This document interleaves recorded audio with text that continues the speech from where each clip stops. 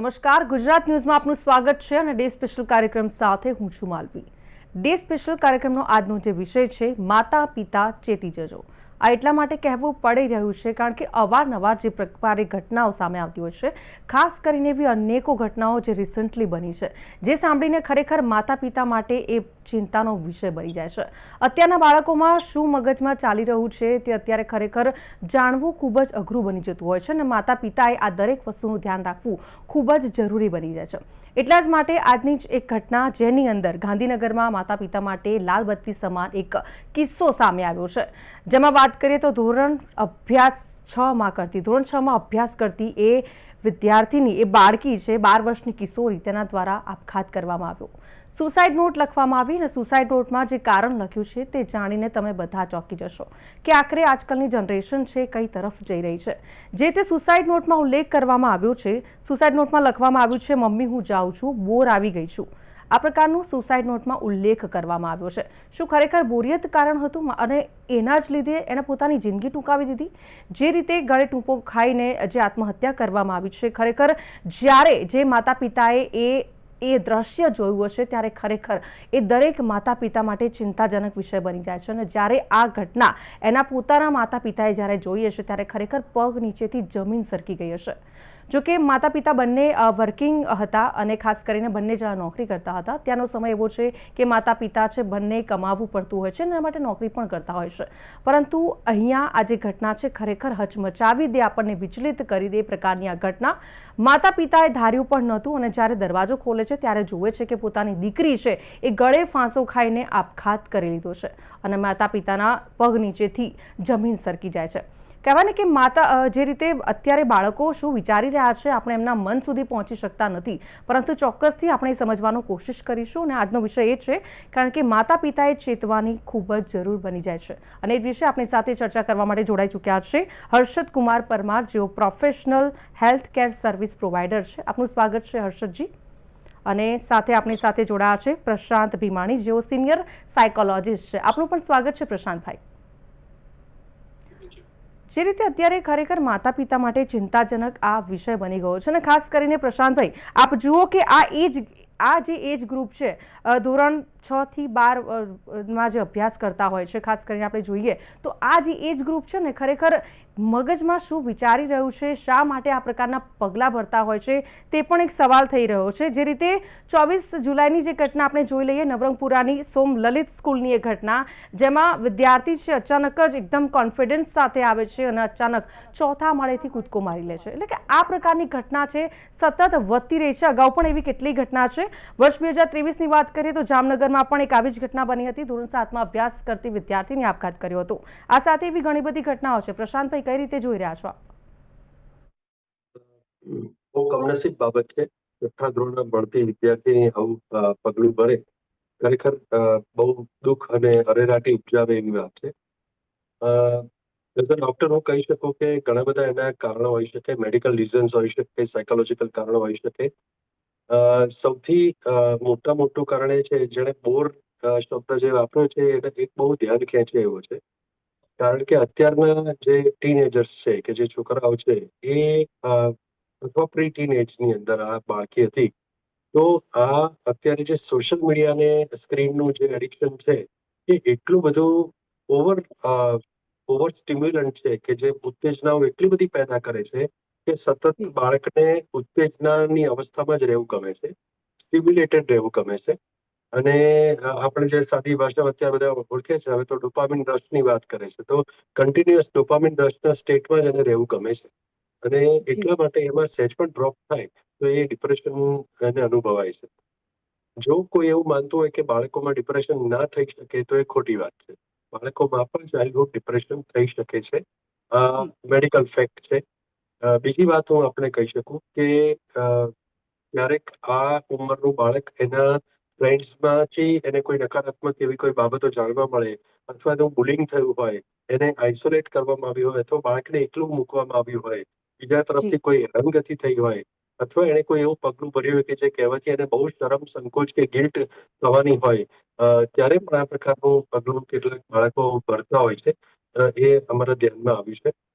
ઘણીવાર એવું બને કે એને એવું થાય બાળકને કે મારું કોઈ સાંભળતું નથી. એક્ઝેક્ટ આ કિસ્સાની વાત નથી કરતા આપણે, પણ એને લોનલીનેસ ફીલ થતી હોય ત્યારે જે આ બધી સ્ક્રીનમાંથી વેબ સિરીઝ હોય કે બીજી કોઈ પણ રીતે જે દ્રશ્યો એ જોવે છે આપઘાત કરતા કે આપઘાત કરવાના, એ દ્રશ્યોમાંથી પણ એ ખોટી પ્રેરણાઓ કેટલાક લોકો લેતા હોય છે. એમાં બાળકોની આ ઉંમર સૌથી વધારે ઇમ્પ્રેશનેબલ એજ છે, એટલે એ ઉંમરની અંદર એની અસર સૌથી વધારે નકારાત્મક રીતે થતી હોય છે.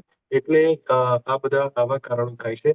ઘણીવાર નાની ઉંમરમાં ઇમોશનલ અટેચમેન્ટ કોઈની સાથે થઈ જાય, જેને સો કોલ્ડ ઇન્ફેક્ચ્યુએશન કે પ્રેમનો સંબંધ આ લોકો કહેતા હોય, તો આવી બધી બાબતોમાં પણ ક્યાંક એમને કંઈક સાથે કંઈ વાંકું પડ્યું હોય કે કોઈ સામેથી કંઈક બિહેવિયર બરાબર ન કર્યું હોય ત્યારે પણ આ પ્રકારની ઘટનાઓ થતી હોય છે. ભણવાની અંદર પ્રેશર ખૂબ અનુભવાતું હોય, મા બાપ, સમાજ કે શિક્ષકોના એક્સપેક્ટેશન્સ પ્રમાણે પોતે ભણી ન શકતા હોય ત્યારે પણ આ પ્રકારનું વર્તન જોવા મળતું હોય છે. ઘણીવાર કોઈ બીજો કોઈ ડિસઓર્ડર હોય, સાયકોલોજીકલ પ્રોબ્લેમ હોય ત્યારે પણ એના લક્ષણો સ્વરૂપે આ પ્રકારનું ડિપ્રેશન અને પછી સુસાઇડલ બિહેવિયર જોવા મળતું હોય છે. એટલે ઘણા બધા એના રીઝન છે.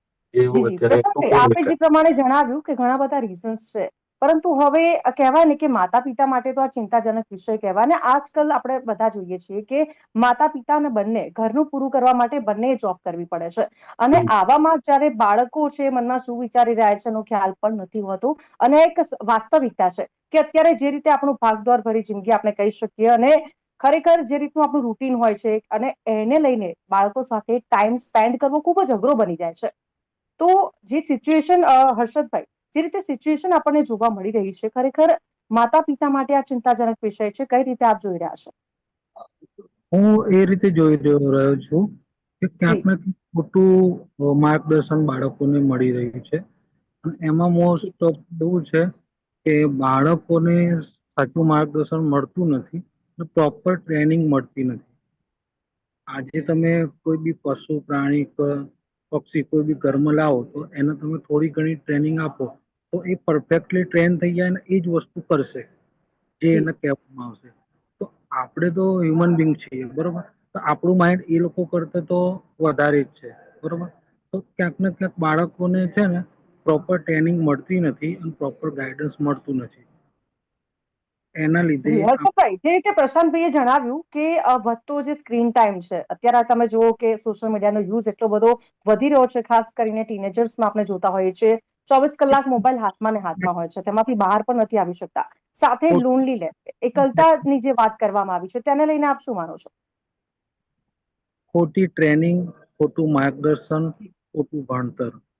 અને સ્કૂલોમાં પણ આજકાલ પૈસા વધારે અને માર્ગદર્શન ઓછું. તો સ્કૂલોમાં જ ટ્રેનિંગ પ્રોપર આપવામાં આવે, પ્રોપર હોમવર્ક, પછી પ્રોપર એનું રૂલ્સ રેગ્યુલેશન ફોલો, એ બધું જો કરવામાં આવે તો બાળક ક્યાંક ને ક્યાંક જતું હોય તો પણ અટકાઈ શકે. કારણ કે અત્યારે આર્મીની અંદર એવું હોય છે કે એ લોકોની ટ્રેનિંગ એટલી હાર્ડ હોય છે કે એ લોકો પરફેક્ટલી એનું મિશન કામયાબ કરે. એનો મતલબ એ થયો કે એ લોકોની ટ્રેનિંગ પરફેક્ટ છે, આપણા સમાજની ટ્રેનિંગ પરફેક્ટ નથી. આપણે સમાજમાં છીએ તો સમાજને બી એવો બનાવવો જોઈએ કે પ્રોપર ટ્રેનિંગ મળવી જોઈએ. અત્યારે સમાજ પૈસા વધારે હોવાથી સારી સ્કૂલોમાં મૂકશે, પણ પૈસા ખર્ચવાથી પ્રોપર ટ્રેનિંગ હજુ સુધી બાળકોને મળતી નથી. અને ટ્રેનિંગ ના મળવાને કારણે એ લોકો સોશિયલ મીડિયામાં બીજું બધું, જી જી જી, બરોબર, કારણ કે ભણતર ચોક્કસ. બીજું બધું એ લોકોને વધારે મળવા માંડ્યું. બીજી જી ચોક્કસ. મુવમેન્ટ કરવી જોઈએ બાળકોની, કારણ કે માઇન્ડ છે ને એ બીજી રહેવું જોઈએ. જ્યારે બાળકનું માઇન્ડ ફ્રી કરી દેવામાં આવે, સ્કૂલમાં રજાઓ વધારે, સ્કૂલ ના જવું, ગેરહાજર રહેવું, આ બધા કારણો બી હોય શકે. મા બાપ બાળક પાછળથી ધ્યાન ના રાખતા હોય, એ બી એક કારણ હોય શકે. અને નાની ઉંમરમાં મોબાઈલનો યુઝ વધારે આપવો, છૂટછાટ આપવી.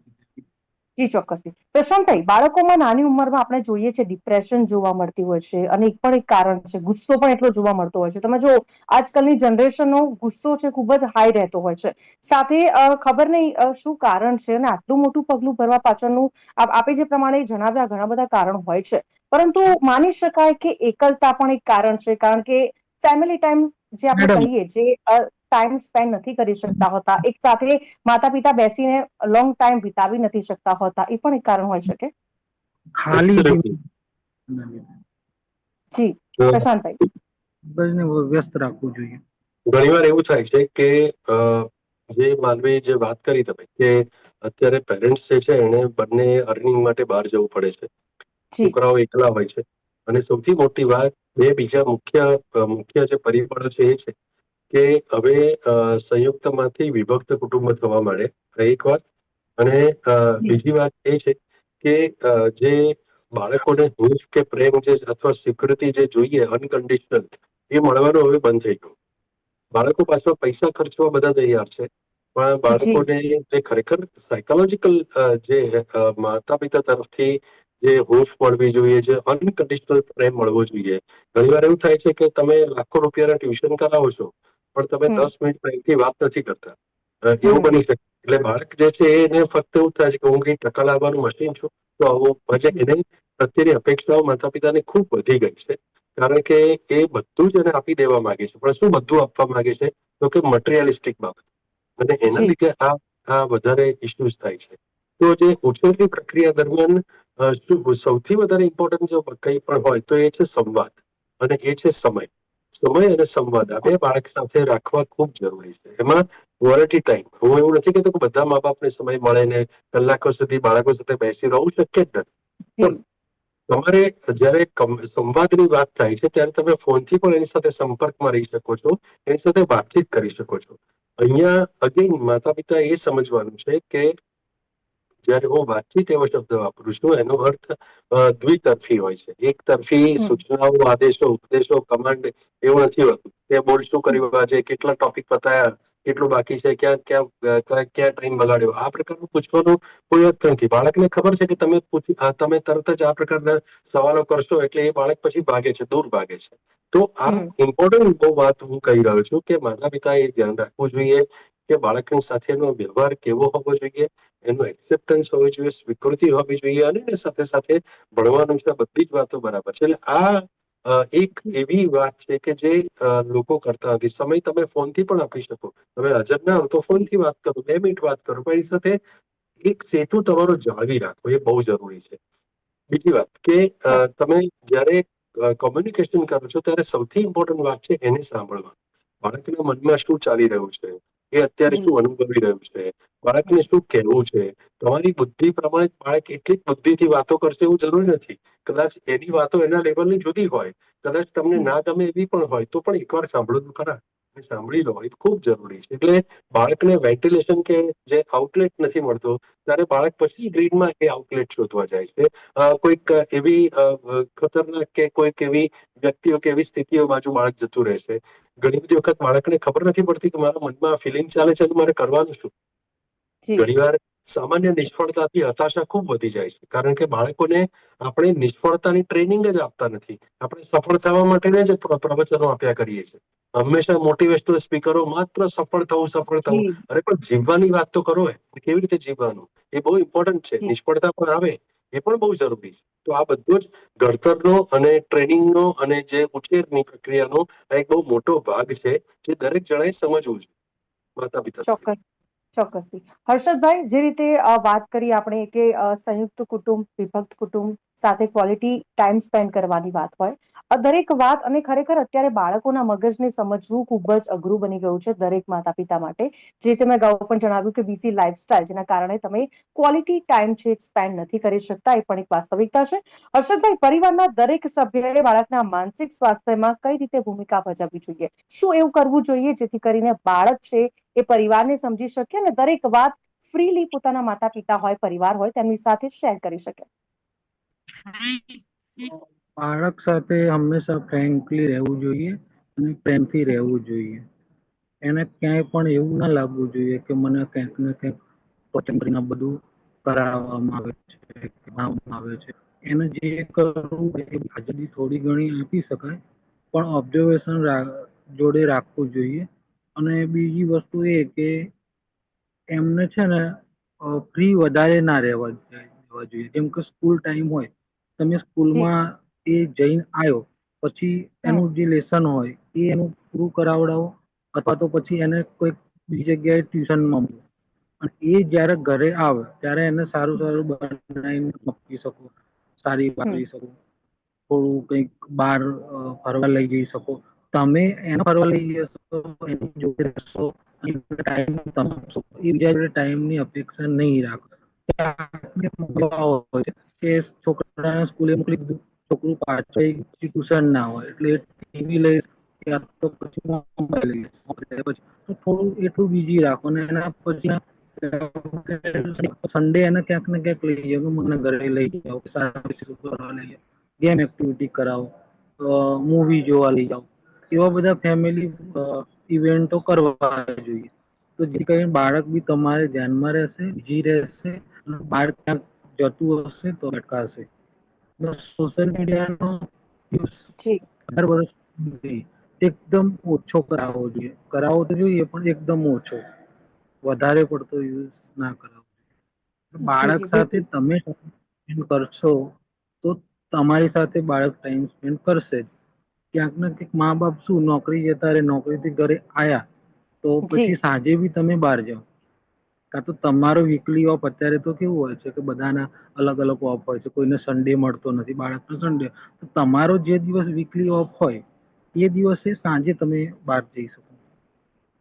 જી જી ચોક્કસથી. તો બાળકનો પ્રશાંતભાઈ, જે ટાઈમ રીતે જી જી પ્રશાંતભાઈ, જે રીતે કહેવાય ને કે વાલીઓ માટે આ ખૂબ જ મોટો ટાસ્ક બની જાય છે. પહેલી વસ્તુ તો એ ફ્રેન્ડલી રહે છે, નો ડાઉટ ફ્રેન્ડલી રહેવા પણ માંગે છે, પરંતુ ક્યાંક એવું પણ બનતું હોય છે કે બાળકોને એવું ફીલ થતું હોય છે કે ભાઈ આટલું બધું ફ્રેન્ડલી પણ ન રહેવું સારું. હજુ કે કારણ કે એવું પણ બનતું હોય છે કે કેટલીક વાતો છે માતા પિતા સાથે જે બાળકો છે તે સ્પેન્ડ નથી કરી શકતા. તેને એક મિત્રની, એક એના જે એજ ગ્રુપ હોય છે તેની જરૂર પડતી હોય છે. પરંતુ ક્યાંક કહેવાય ને કે સોશિયલ મીડિયાએ ક્યાંક એની જગ્યા લઈ લીધી છે, તો ક્યાંક એકલતા પણ જોવા મળતી હોય છે. હવે આવા સંજોગોમાં વસ્તુ એ થઈ જાય છે કે વાલીઓએ બાળકો સાથે વર્તન કેવી રીતે કરવું, ફ્રેન્ડલી રહેવું કે પછી માતા પિતા બનીને જ શીખવાડી શકાય બાળકોને? આપણે જયારે આ બે શબ્દો વાપરીએ છીએ, ફ્રેન્ડલી અને માતા પિતા, ત્યારે આમ તો એ બંનેનો અર્થ આપણે વિરોધી કરીએ છીએ, પણ એવું નથી. ખરેખર જી માતા પિતા એ દોસ્ત હોવા જ જોઈએ, એ મિત્રો હોવા જ જોઈએ, અને માતા પિતા પણ હોવા જોઈએ. એટલે એનો અર્થ એ બંને એક જ બાબત છે. કોઈ પણ માતા પિતા પ્રેમથી પોતાના બાળકની સાથે રહે અને જી હળવાશ ભરી વાતાવરણ ઘરમાં હોય અને બાળક પોતાના મનની વાત માતા પિતાને કહી શકે, તો એ ફ્રેન્ડ પેરેન્ટ કહેવાય. એ બહુ જરૂરી છે. એવું જરૂરી નથી કે કાં તો કડક શિસ્ત જ હોય ને કાં તો બિલકુલ ઝીરો હોય. એ બંને વચ્ચે એવું જ નથી. શિસ્ત જે છે એ ઉદાહરણથી આવે છે. તમારે ઉદાહરણરૂપ બનવું પડે, તમારે બતાવવું પડે. તમે પોતે રેગ્યુલર સમય બધું કરતા હો તો બાળક જોઈ જોઈને શીખે છે. બાળક મોટા ભાગનું વર્તન અનુકરણ અને અનુસરણથી શીખે છે. બિલકુલ. એટલે જોઈને શીખે છે. તમે કંઈક કહેશો, પોતે મોબાઈલ જોતા હો ને કે તું મોબાઈલ મૂકી દે બાજુમાં, તો બાળક નથી મૂકવાનું, કારણ કે તમે જ એટલું બધું વર્તન એવું કરો. એટલે મારે ખાસ એ કહેવું છે કે જ્યારે પણ માતા પિતા જ્યારે ફ્રેન્ડની વાત કરીએ ત્યારે એવું ના સમજે કે બધું કરવાની છૂટ આપવા માટે ફ્રેન્ડલી વાતો, એવી વાત નથી. તમારે માત્ર એ જે એક કનેક્શન છે, એ કનેક્શન પ્રોપરલી ફ્રેન્ડલી હોવું જોઈએ. આની વાત કરું છું. ફ્રેન્ડને જી તો એની જરૂર પડવાની જ છે, બીજા ફ્રેન્ડની જરૂર પડશે જ. પણ તમે મા બાપ તરીકે તમારો જો દરવાજા મનના ખુલ્લા હશે તો એની વાત સાંભળવા માટે, સ્વીકારવા માટે તમારે ઓપન રહેવું. Not in the childhood only, કોઈ પણ ઉંમરે તમારા માટે જરૂરી છે. જી ચોક્કસથી. હર્ષદભાઈ, જે રીતે આપે કહ્યું આગળ કે બાળકને ફ્રી ન રાખવા જોઈએ અને એમની સાથે ટાઈમ એવી રીતે સ્પેન્ડ કરવો જોઈએ કે ભાઈ એક જ દિવસે રજા હોય, ફરવા લઈ જાય, મૂવી જોવા લઈ જાય, એવી રીતે ટાઈમ સ્પેન્ડ કરે. પરંતુ આ બધાની વચ્ચે, વ્યસ્ત જીવન વચ્ચે જો માતા પિતાએ બાળકો સાથે ક્વોલિટી ટાઈમ સ્પેન્ડ કરવો હોય તો કેવી રીતે કરી શકે? ક્વોલિટી ટાઈમ સ્પેન્ડ પણ આ રીતે જ કરી શકાય.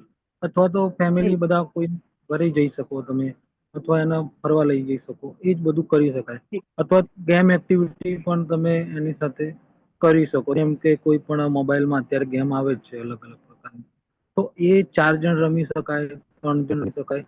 એ ગેમ પણ બાળક સાથે તમે રમો તો એ પેલા બધામાંથી દૂર થઈને તમારી બાજુ જી હશે. તમે હાર તો એને મજા આવવી જોઈએ.